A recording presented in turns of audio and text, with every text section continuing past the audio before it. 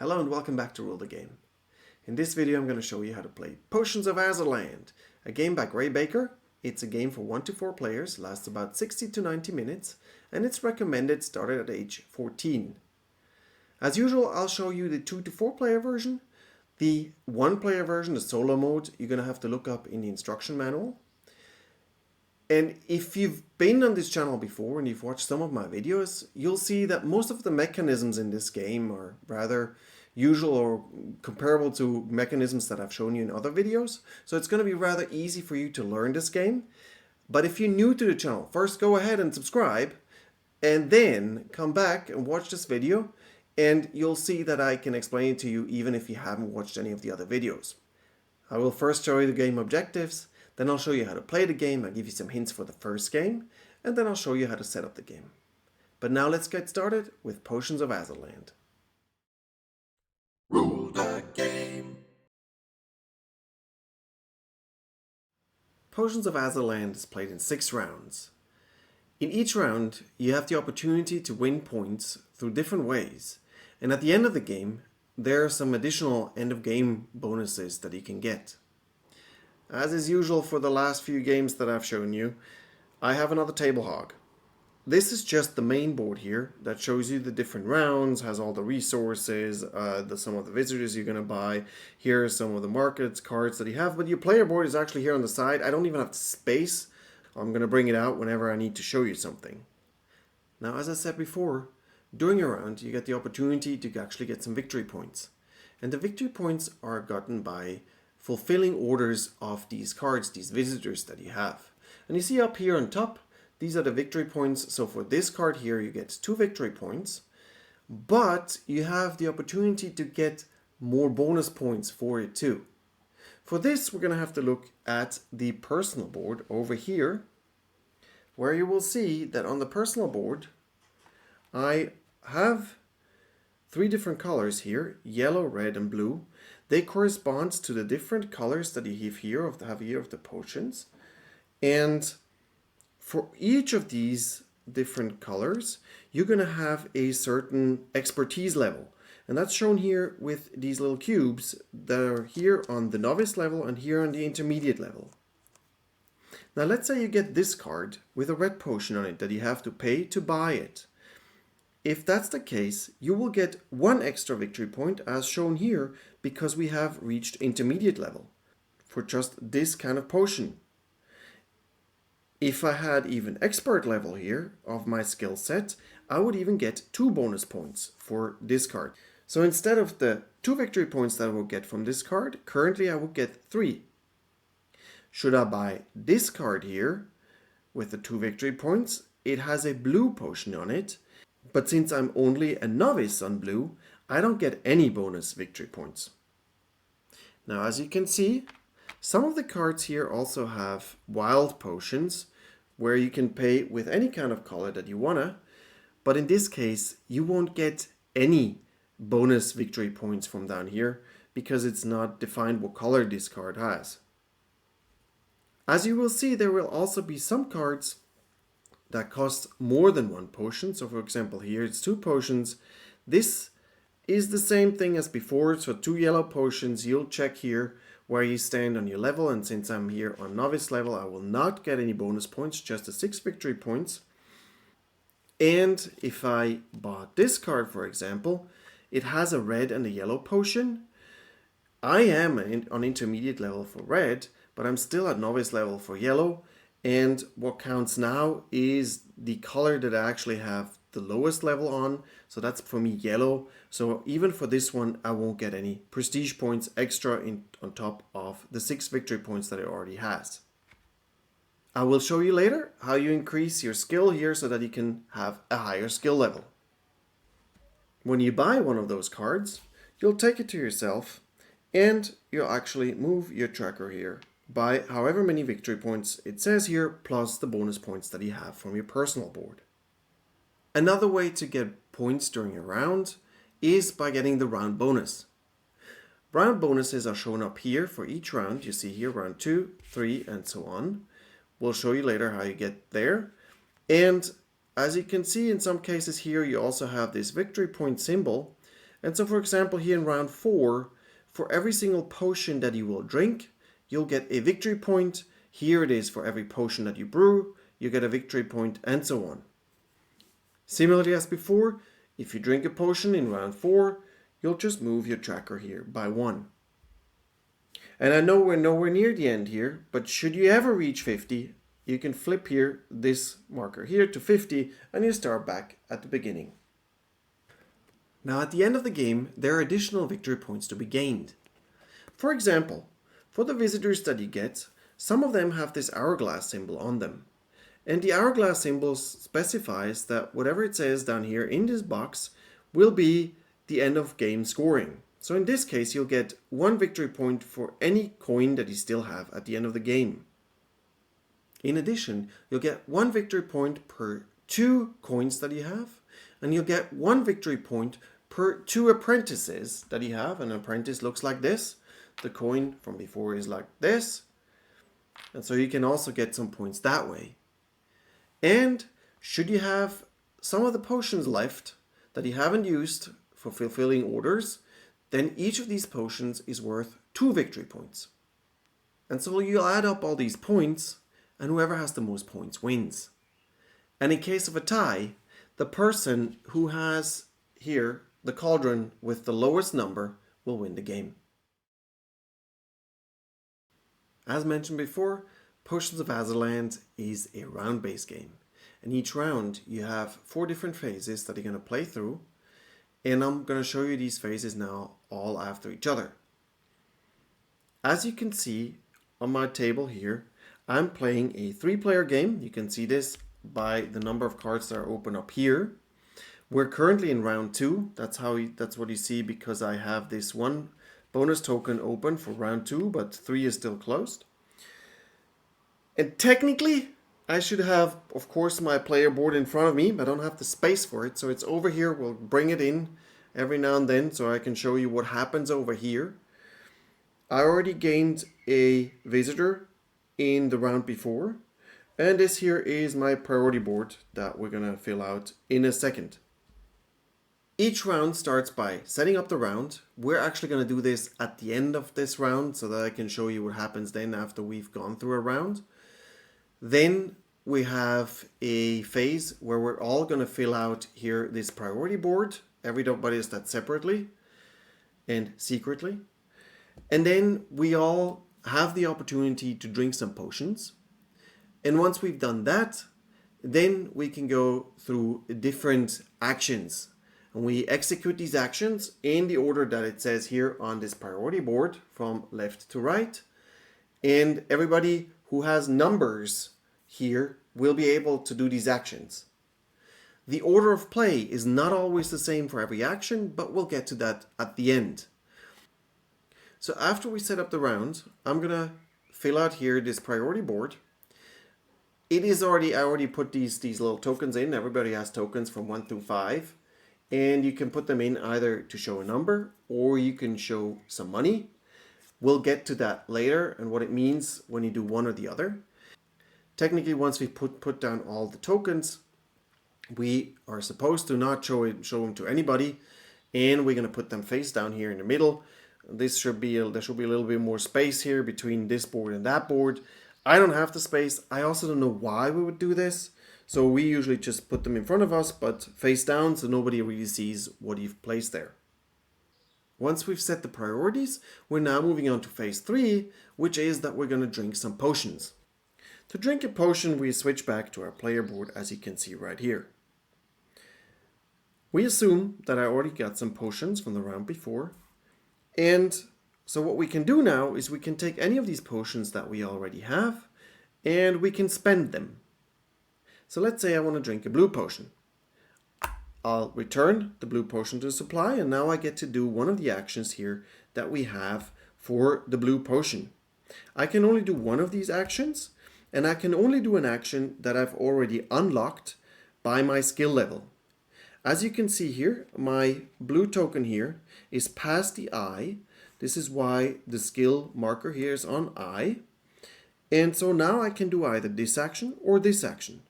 I cannot yet do the expert action because I haven't moved my token here to E.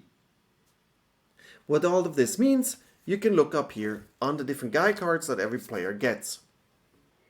Now, we've spent a blue potion, we drank a blue potion, and I can now do either this or this action. We're going to do this action here. This action here means that I can increase my skill by 6. Increasing the skill is moving up on this track, and I can move either one or several tokens by a total of 6. I can move this one here up by 6. 1, 2, 3, 4, 5, 6. Now I passed 2 of these baskets. Whenever you pass or whenever you end up on a basket, you get to pick here a die, you roll the die, and you get this ingredient. In this case, I would actually get twice. I can roll twice, so I got the ingredient twice. Now also I hit here the E, so now I'm at E level. And what I could do is I could spend another potion. I can drink as many potions as I want to, and I can now also roll this special die here, which gives me another red potion and 2 victory points right here. I can still drink another potion, but if I spend a red potion, you'll see I only have 1 action available right here. This means that I will get 2 assistants. And I can move this little token here to this side, and I've now enabled this special ability that I can use for the rest of the game. Drinking potions is done in the order of the cauldron number that you have. So I, as number 1, was the first one to be able to do this. The person with the second cauldron will go next, and so on. So this was the phase where you drink potions. Next, we're going to execute actions. There are 5 different actions that you're going to do. You'll see them up here, and you can also see them right here. Here, you'll see them with the different names for the actions. Here, it's just the icon for them. We're always going to play from left to right. The order is dictated by the numbers that you place here, but we'll get to this later. And I'm just going to show you from left to right what these actions actually mean. As you can see here, you have a round tracker that will help you show you which action you currently are playing, and you just move this along during the round. We'll start with the forage action. The forage action is rather simple. You take a certain number of dice, and the number of dice is defined by the order in which we're going to be playing, again defined by this little thing. And so here, as you can see, for 3 players as we are, the first player will get to do this action 4 times, so actually take 4 dice.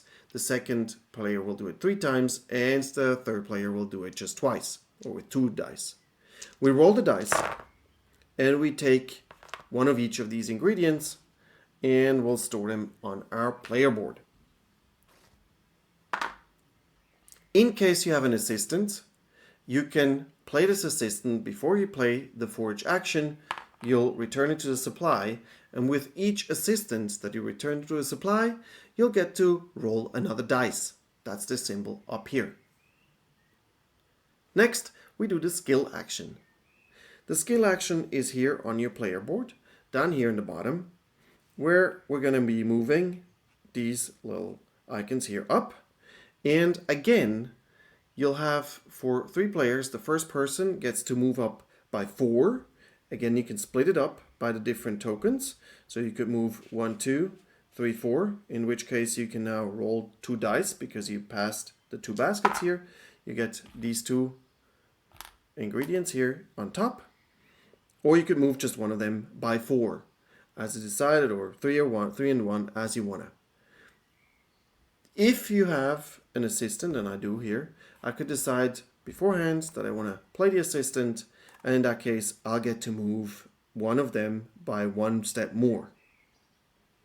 The number of assistants that you can spend is unlimited always, so you could also go further if you have more of the assistants. Again, for the second player, you move your skill level by 3, and for the third player it's by 2. Next, we're going to move on to the market action.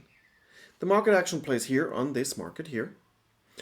And what you do here is, if you have some money, if you've earned it somewhere, you can now spend as many coins as it says here on the bottom of a card to exchange them for ingredients.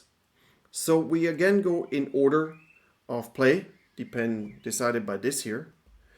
And each player gets to buy as many cards as they want. In order of play, it is first come, first serve, as you can see here with this icon. And so, for example, here, if I had 2 coins, I would spend the 2 coins, get, for example, here 3 assistants that I take here on my board. And this one here goes on a discard pile somewhere. We will not refill the market. So if you're later in this action, if you later to the market action and the market is empty, bad luck. There's nothing else you get for it. In addition to buying cards here during the market action, you can also exchange 2 of any ingredients to another ingredient. The number of ingredients and coins and so on, by the way, is unlimited. So if you run out, should you run out, you can just get something else to replace those icons that are not here anymore. Action 4 is brewing potions. Again, this is done by order. So the first player gets to actually brew 4 potions, the second 3 potions, and the third 2. Again, if you want to play one of your assistants, you can brew another potion. So even if you're last in the order, where you could only brew 2 potions, if you pay 1 or 2 assistants, you can brew up to 3 different potions. You don't have to brew 4 potions. It is just up to 4 potions that you have to do. If you don't want to brew any potions or you can't, bad luck again for you. Brewing potions is very simple. You see the recipe up here. So if you want to brew a blue potion, you just turn in here whatever it says, and then you'll take your blue potion and you store it here on your board. And the last action, fulfilling the order, here is again first come, first serve. So whoever goes first can buy as many of these cards here, or actually fulfill the order of as many cards here as they want to, as long as they can pay for it. You can only fulfill orders down here. You cannot fulfill orders up here. Those cards will come into play in the next round, but not yet. So we're here. What we're going to do next is, let's say I currently have a blue and a red potion. Let's say I want to buy the blue card here. So I'll return this blue potion here to the supply. I get this card here, and if you've paid attention before, I'm currently here on the expert level, so I get 2 more victory points. In addition to what it already says on here, it says 2, so 2 plus 2 is 4. I get 4 points right here. I then take the card and I'll check down here if it has an instant bonus, and in this case it does. The lightning icon here shows that it has an instant bonus. In this case I get 3 skill levels that I can upgrade, so I'll move my skill markers on my personal board. As you can see, some of the cards have this lightning on here. Some others have hourglasses. That's this one here, for example. That's for the end of the game bonus. Then you have some cards like the one I had before, which has this 1, which means you can use this card once a round. Using this card means that I have to do this action, and if I do this action, then I will actually get this ingredient. So in this case, if I drink a potion, I will get 1 mushroom.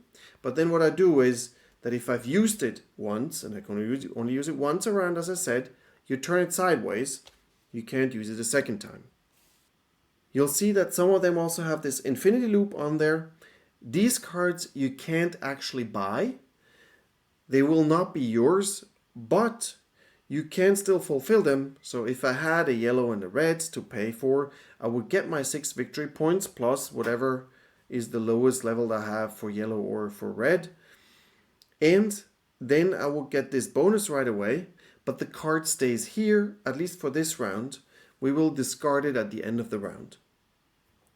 And as you can see, for some of the very good cards, the ones with 3 potions, usually you have an instant bonus and an end of the game bonus. You'll of course get the instant bonus right away, and you get the end of game bonus at the end of the game. By the way, 12 victory points is amazing. Again, we will not refill the town here with the visitors. Whatever is gone is gone, and if you come later and your nice cards are gone, bad luck to you. So this is how you play the 5 actions. Now the question is, what is the order for these 5 actions? And the order is defined, as I said before, here by the priority board. As I said before, you have tokens here from 1 through 5. And for each action, we're first going to look at all the players' boards with the numbers down here. Who has the lowest number? So for example, when we go to foraging, then purple has a 3. They have the lower number. They're going to go first. They can go foraging first before the other players.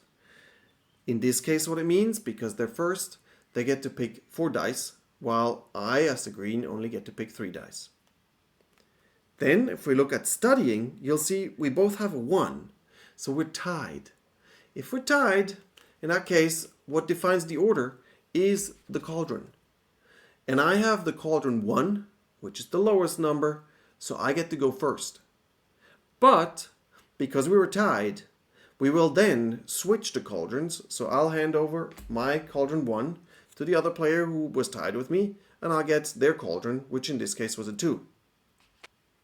If there's a 3-way tie, then the highest and the lowest cauldron will switch the order. And if there's a 4-way tie, the highest and the lowest will switch, and the 2 in the middle will switch.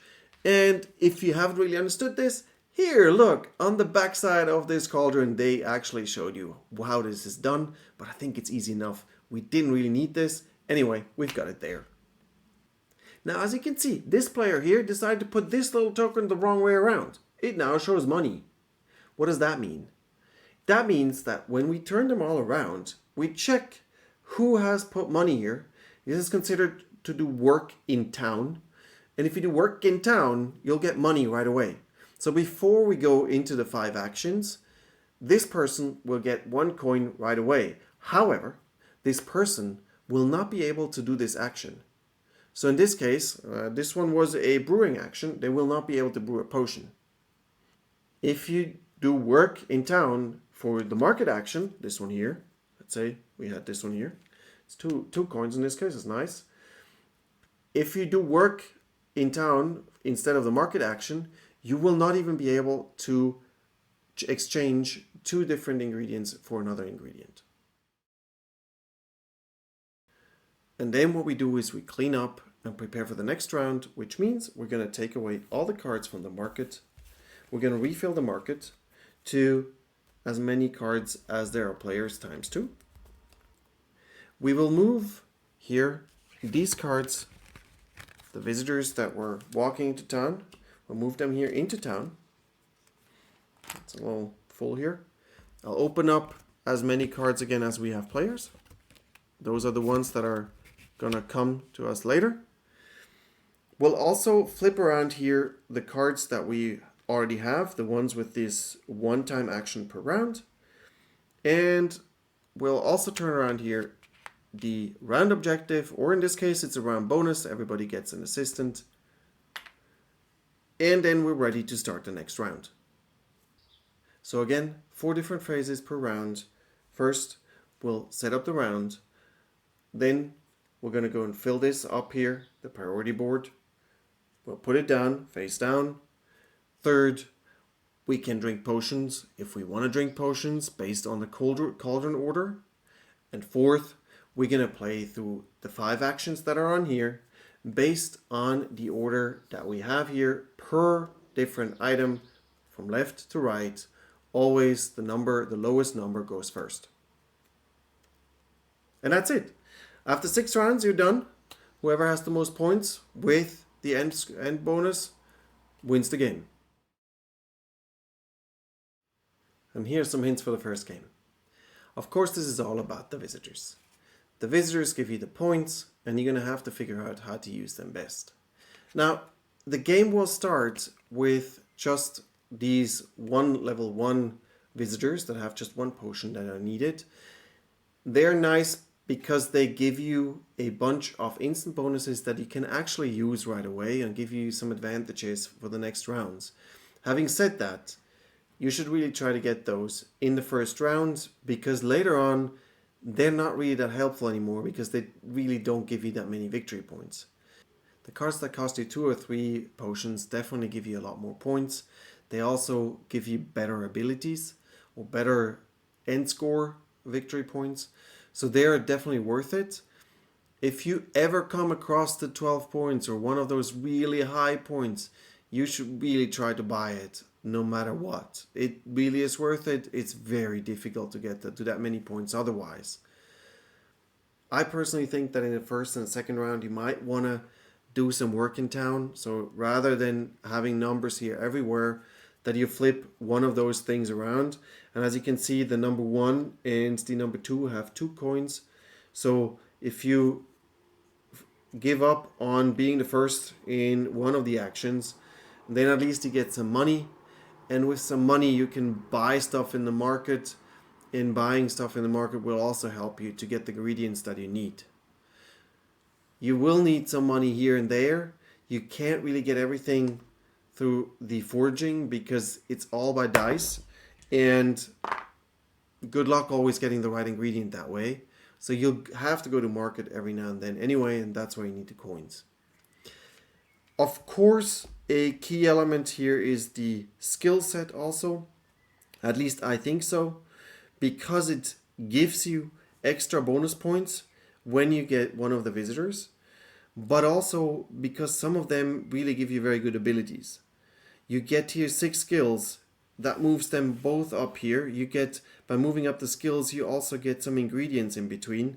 Again, you have to roll a dice, so it's a little bit of luck, but there's something. You can get here this big die here that always has a potion for free on some victory points, also quite nice. Or in some cases over here, for example, you get a 0 tile, which always makes you go first in a round unless somebody else also has a 0 tile. So you'll probably try to increase the skill rather quickly while not giving up on some of the very good visitors that might come around. Also, don't worry if you're not first or second in certain actions. In the actions where you can use the assistants, you can make up for not being the first or the second by just playing with assistants. Now, of course, the assistants are not for free. You'll have to get them somewhere, but at least it gives you a way to kind of make up for the fact that you're not first somewhere, and that potentially you've actually used the 1 or the 2 token to rather do work in town and get money for it. And that's Potions of Azerland. I hope you enjoyed the video, and if you did, please subscribe to the channel. And up next, how to set up the game. To set up the game, you'll take the main board, you flip it open somehow, place in the middle of your table. You'll then put ingredients here in the middle of the board, all 3 of them.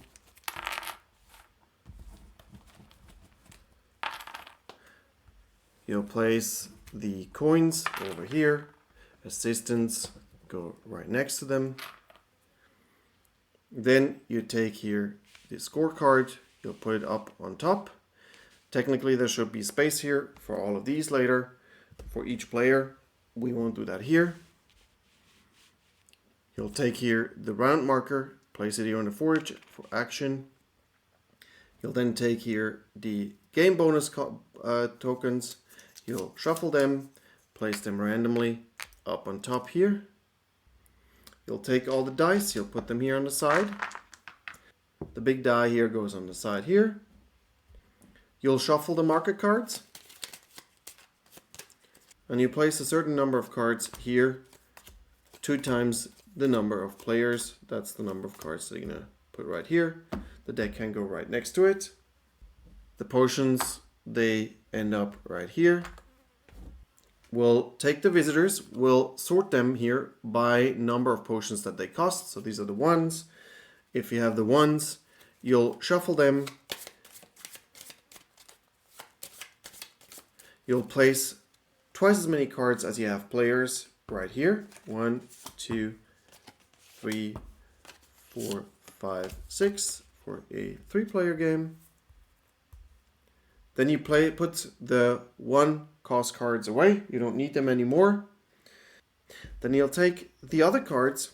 The 2 cost cards you'll find the 3 cards that have the unlimited symbol on them. You take those out.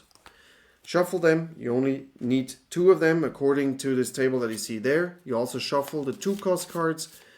Take as many cards as it says on the table. Same for the 3 cost cards. Shuffle them also. Take as many as it says on the table. And then you'll take the cards that you need. Those will be your main deck. You'll shuffle them all together. Place it up here. And you open up as many as you have players in the game. The rest of the cards are not needed. Every player then gets a priority board. They get these 5 little tokens that they need to stick into the priority board. Every player also gets their personal board. We will place for every player here one of those plus 50 victory point tokens out here on the side. Here is the point tracker. Then every player gets here the skill trackers, 1 in each color. They go here on the N or next to the N. You'll also get some skill trackers. They also go on the ends here. You'll also get here these bonus abilities that you have on the side here. You'll match them here. And you get this one here that corresponds to this special ability once you get there. And then every player gets a cauldron. You shuffle them randomly, hand everybody 1. And then every player gets a starting budget according to what it says over here. So player 1 gets a potion that they get to choose from, which one they want, a coin, an assistant, and 1 ingredient, and so on according to what it says there. And now we're ready to get started.